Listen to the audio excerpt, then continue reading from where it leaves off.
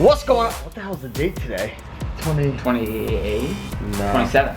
Is it? Christmas was... Yeah, we'll find out together. Yeah, what? It's total 27. 27. Oh, okay. I'm gonna leave that in as like a blooper.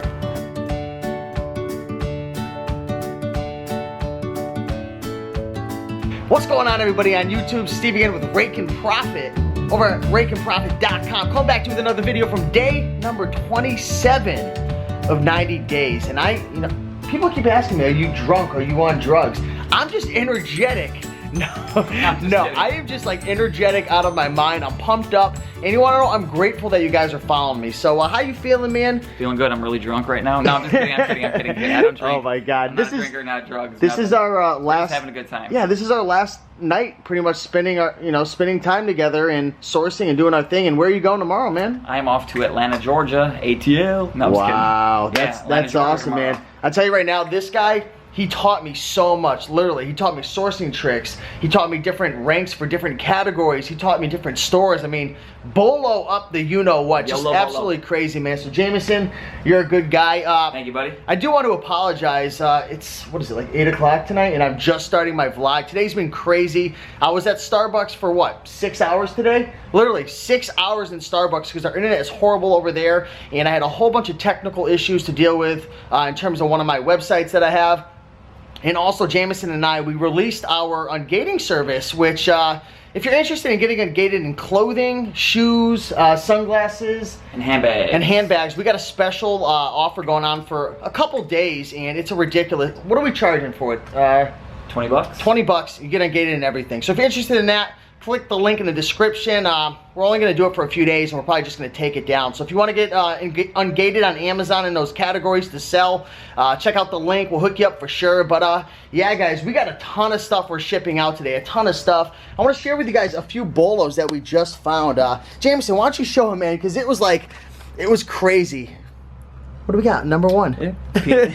This ain't the crazy one. This ain't the crazy one. Well, Christmas ornaments, all that. CVS, get them $4. They're selling for, I don't remember this one, 15 to.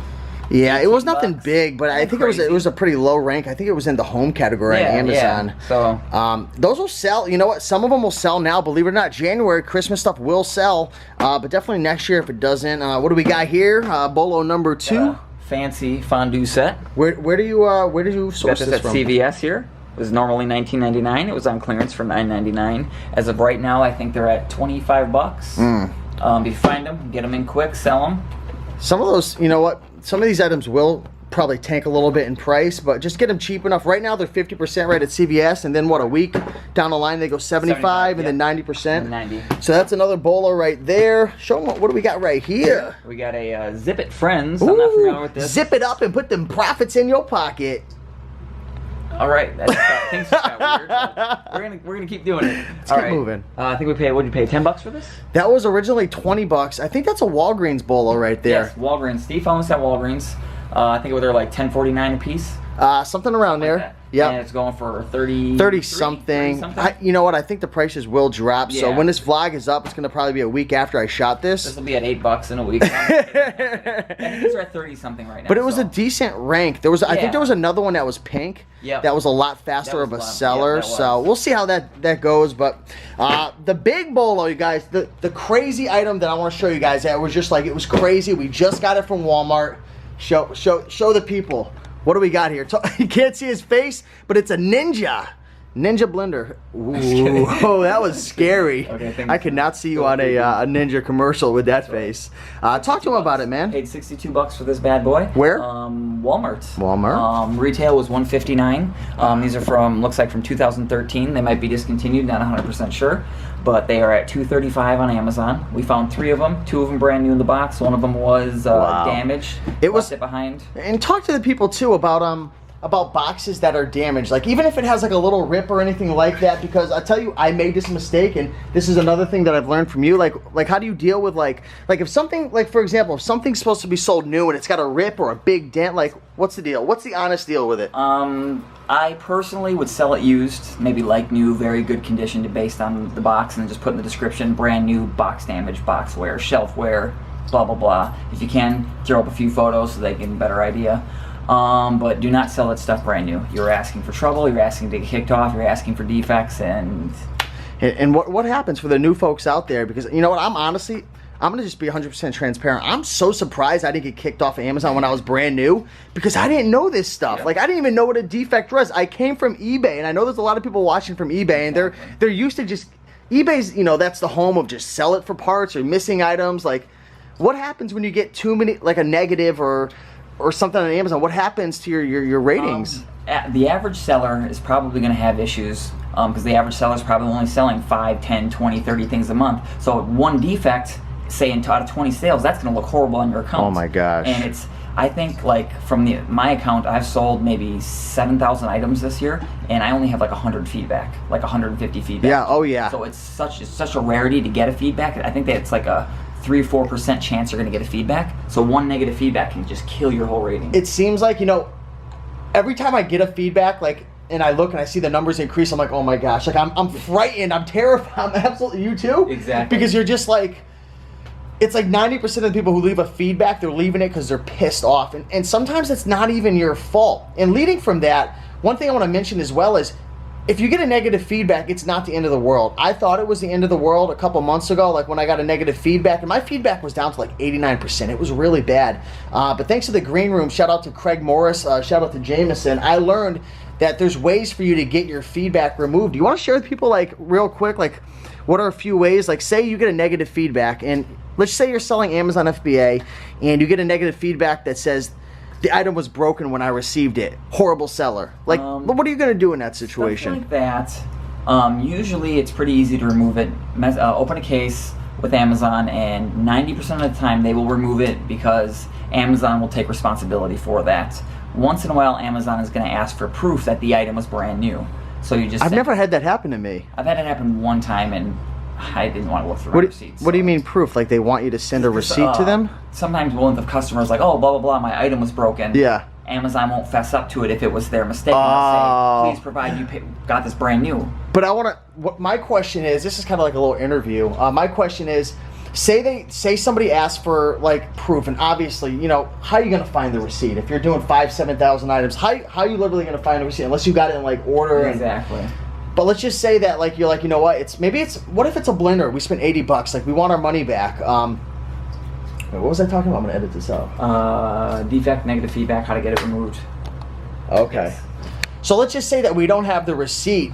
I mean, will you try to like maybe like end the case and open it up with another Amazon representative? Yep. Because I'm sorry. No. I was gonna say no. I'm sorry for cutting you off, but like all because one person says no or rejects you. Yep. You could open another one up, right? Exactly. And most of the time you will get it removed. Just say, hey, please, you know, remove the feedback. I sent this item in brand new. And more times than not, Amazon will fess up to it and say, hey, this was filled by Amazon. We take full responsibility. Boom, feedback gone.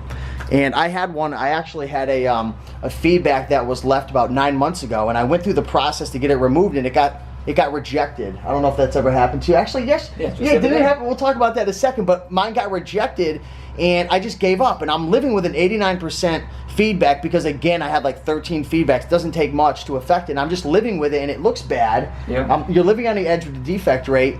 And then I talked to Craig Morris and them, and you said just open up another case. I got a different person.